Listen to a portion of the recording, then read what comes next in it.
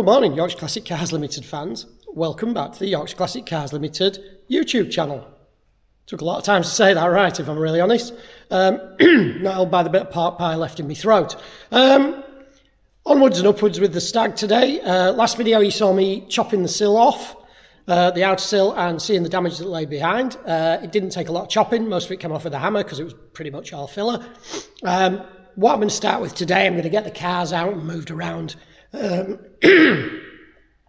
Get them outside, and then I'm going to get straight down to attacking the inner sill, which is the main structure of the car, the main inner sill. So straight down to business, let's go.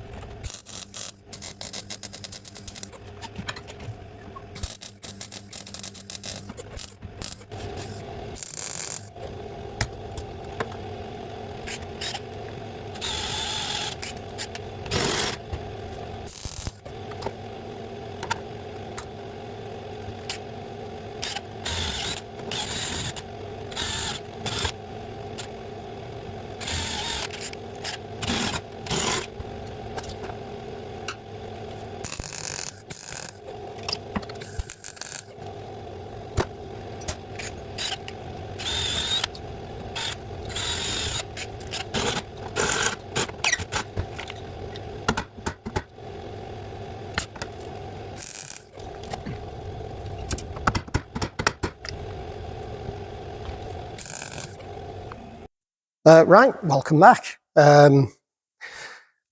Obviously a couple of days has passed, and I'll start my two-part apology by saying I got a little bit carried away cleaning this up. Last time I filmed anything I was putting this in, which is my section here at the end of the sill, and I straightened that and got it into line with here, and then I thought, well, I'll whip all this out here. Ironically, that was the best bit of stripping I've ever done. As you can see, the welds weren't exactly well, plentiful or in fact doing anything, so that came out quite easily.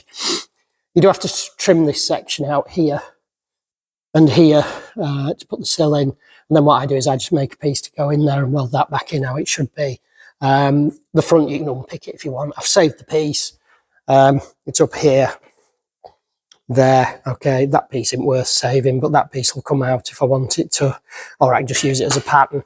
The shape doesn't have to be exactly the same as original. I mean, I'll try to make it as close as possible, but you know, you do what you do.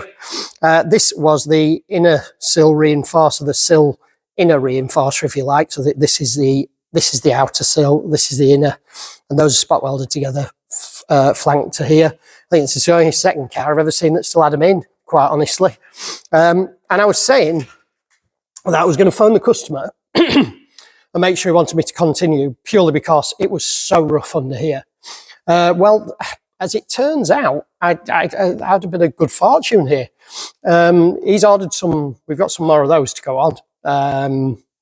The inner sill sections, because actually they're not very expensive from Rimmers, so may as well put a set of those back in.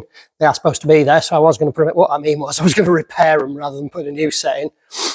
This is all in, this is the bit I did and ground back, just roughly. I'll go over that once I've got this next section. I couldn't get behind the inner sill reinforcer to do it neatly, so it's ground back, but not as far as I'd like to go. I always like them nice and neat in there, even though nobody will ever see it again. Certainly not in my lifetime. This section here is rotten. as you can see, it's thin there, but it is actually solid. But I'm going to put a piece into about here. And then as it goes on, the inner sill is like brand new. It is literally like brand new as you come along. I've never seen one that good. That is a God's honest fact. Usually, if the sill is rotten, this flange at least is gone, and that is like brand new. It's thick as anything. You can see here, this hole here, that's where a spot weld has broken out. But it is really good, and I've wire wheeled that, and then I've gone over it with a flat disc, just a worn out flat disc is what I use, just to clean it up. And as you can see under there, that's the original floor section in the original paint. So whatever this is they've put over the top, I might order 300 gallons of it, because it really has protected it. I mean, it's not even under seal. I don't know what it is, but it's really thick, and it's like glass fibre resin, but it's probably the best thing I can count it to. So I've cleaned up the edge of the floor here, because I'm not going to lie, I have never, ever, I'm hoping you can see that with the light in the background, I've never known an original floor like that. I've never done a car where I haven't had to cut all this out, all the way down there. Don't know what the heel bar is like till the back axle is off, obviously, but that's for later on. Usually you end up putting a piece right the way down here. And no, I don't put floor sections in, because if you buy them, they fit like a sock on a chicken's lip. As we get further along, sort of from the outrigger onwards, as you can see, the picture just fades badly. And the rot is very evident. And this is symptomatic and typical of what I've always seen in the past. You can see that this reinforcer in here is rotten away. And the floor, the inner sill is rotten away here, as they always are. The outrigger is rotten, as they always are, and the floor edge is rotten too, as they always are. So this still needs work, obviously. I'll be cutting back to where it's solid here, so I'll pray about where my thumb is now. But I'll clean that up. That's still thick, good, strong stuff, so I'll pray about there where that cutout is. And then I'll be continuing on to repair this. I will have to cut the end out of the outriggers. I'll put new outriggers in. What I do is I remove anything that's rotten. They don't actually look that bad. I think it's just the ends, in which case I may just make an end piece for it. If not, I'll buy some and put them in. This one, again, I'll clean it up and see how bad it is. The further forward you get, the worse it is. And I always attribute that to the muck and, you know, just moisture and damage caused to the surface protection from the road, from bits of gravel and grit, sandblasting it all these years. Could be wrong, don't know. I'm not a scientist. So that will need repairing from here forward. A little point worth noting here, you'll see that the inner sill goes up, as does the floor inside the car. No idea why they built that into the car, but it is there, and you do have to retain it, obviously. This is the reinforcer here, which is nice because that's in good condition there, so I can use that as a pattern. And the bottom edge remains flat all the way along. So this edge here, where I'm pointing to, remains flat all the way down the car, from front to back. As you can see, I've cut my piece off here, but I haven't yet smoothed it off with the flat wheel. But I've used this as a guide. So I put a straight edge down the bottom of here, as best I could, drawn across it just with a Sharpie, and then welded it on. Cut it off just to the bottom of that line that I marked on. So I've got, if I need to sand a little more material off, I can. That's now straight. This is now straight, so I can remove this and use that as a guide to put this section in here. That there looks thinner than it is. There, I don't think it is. When you put your fingers up the back, it's really strong. The worst case scenario here is I cut that out and leave that in. And then when I scrape it on the outside, because I can't get to do that now, there's a big hole appears there, and I'm buggered really, basically.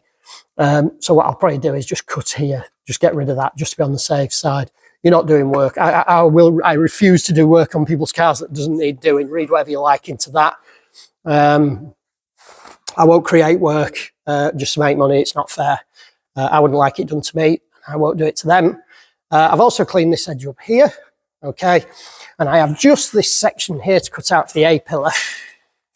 You can see I've cut up to the inner sill here.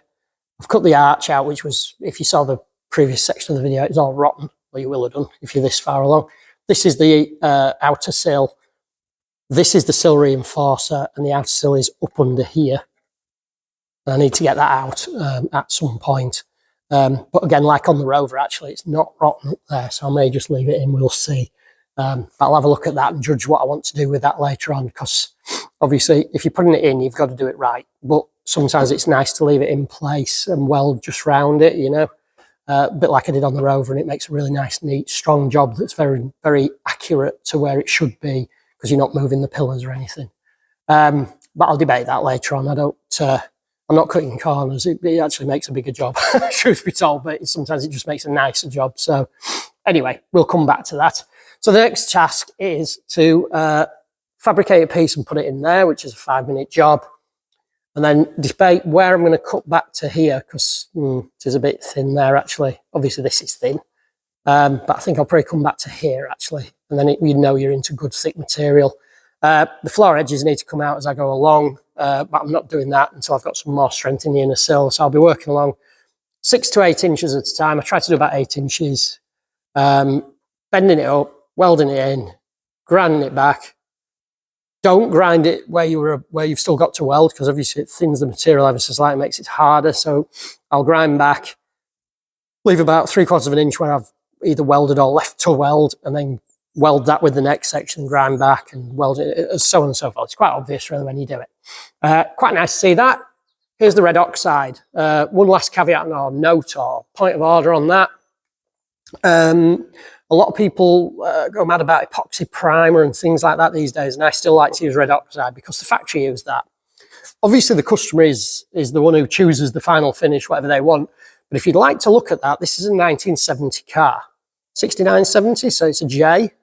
Maybe a 71, can't remember off the top of my head. But the fact is, whichever way you look at it, that's at least 51 years old.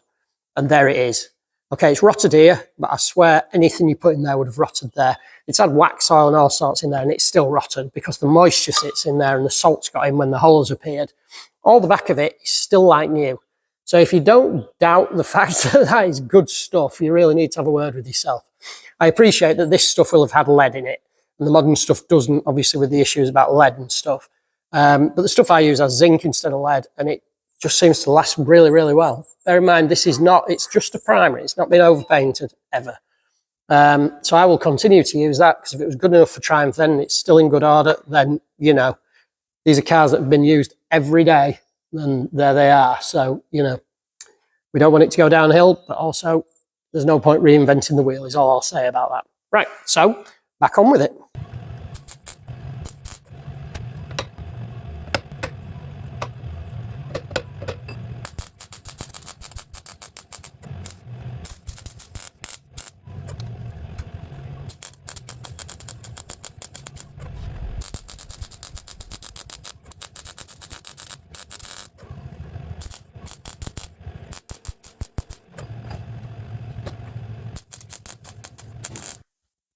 So that's that welded in.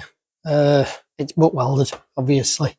Welded really nice, actually. It's always a good test to see if this is thin, because obviously if I hit that on a butt weld on a number 4 out of 7, which is obviously about 90 amps, if it just disintegrates, see I've missed a bit there.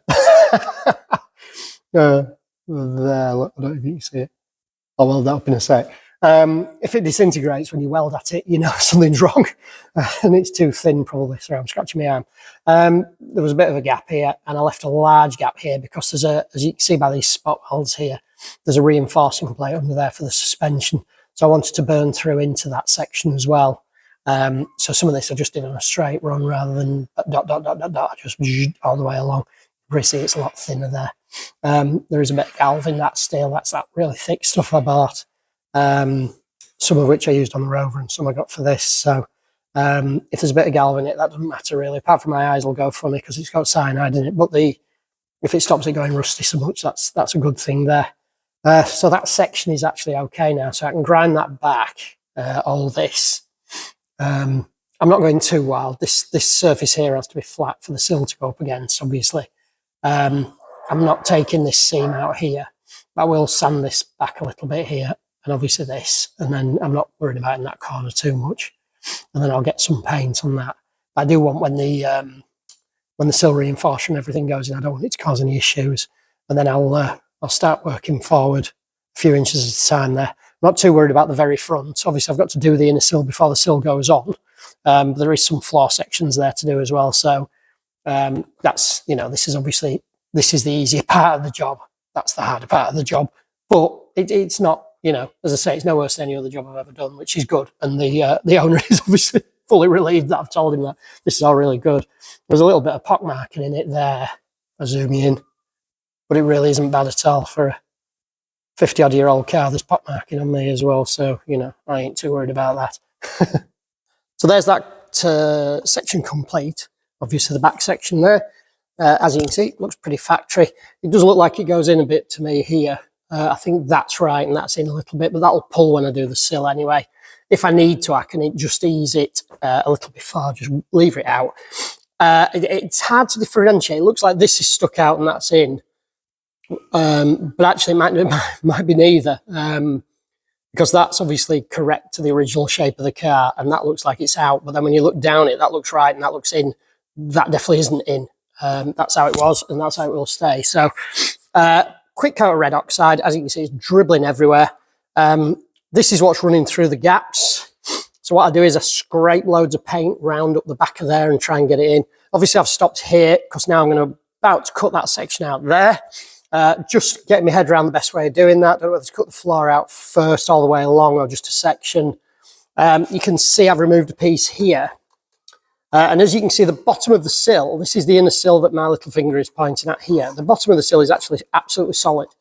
There's no rot in that at all, it's clean. So what I'm thinking is cut along the floor from here where I'm starting across here, but I think I'll have to unstitch this piece here because that's a little bit rotten. Don't like that at all. So that's coming out here. That section there. So I've got a height line because I've no height line here because that is absolutely rotten out. So use that as my height line. So basically what I mean is cut along that edge, the bottom edge here, rather than this here. And then I can fold a section to come to about here. So obviously going to start from here to about here, which is about 8 inches. I make that about 8 inches. Luckily, I know what 8 inches looks like without measuring it, so we'll be all right there. Sorry. So I'll trim that, leave that piece in, cut along the back edge of the floor, a little bit beyond, but not too far up here, because this actually isn't rotten here. It's just, this is good steel that I'm going into. That's just a spot weld that pulled out. So I'll make that section. This obviously is the most intricate section of the lot because it's got that step in it. That doesn't really make it very overcomplicated, if I'm really honest. But what I'll do is I'll weld a piece on the edge, front and back, like I always do. I know a lot of people just weld it on the front, and that's fine if they're good at that. I like to make sure there's a weld on each side for what it's worth. You can't really, you don't really ever see it once there's sealer and stuff over it and anti-stone chip, and it just means you can grind it back to this nice radius without worrying about going through. Because obviously if I grind that back, and then when I pinch the new sill together with that flange, if it separates, if it pulls the weld because it's gone a bit thin, not necessarily knowing it would, then obviously the whole job is ruined, really. I can't get in there to weld it back together, so I'd have to do it on the outside anyway, so that's that. So yeah, that's the next little bit. I'll get that bent up and ready to go in. Sorry I didn't show you me making these pieces, this piece that I put in here, wherever it is. Oh, here, that's where it was. It's just I wasn't really sure how to approach it, and as it happened, the way I did it worked absolutely perfectly, but I wasn't sure if it was going to look terrible when I did it, so I just didn't do it.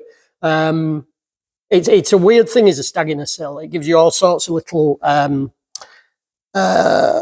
optical illusions. If you look at that down like that, it absolutely looks dead straight. When you look at it that way, it looks bent out of shape. It looks low here, high here. It's really weird, but trust me, I scribed a line right across there, and that is absolutely level with all this bottom edge, so I'm pretty satisfied with it. But obviously we'll get another coat of paint once that's dried, but that can be drying now while I make that next section, and so on and so forth. So as I go along and the strength gets added back in, we can get some paint on it.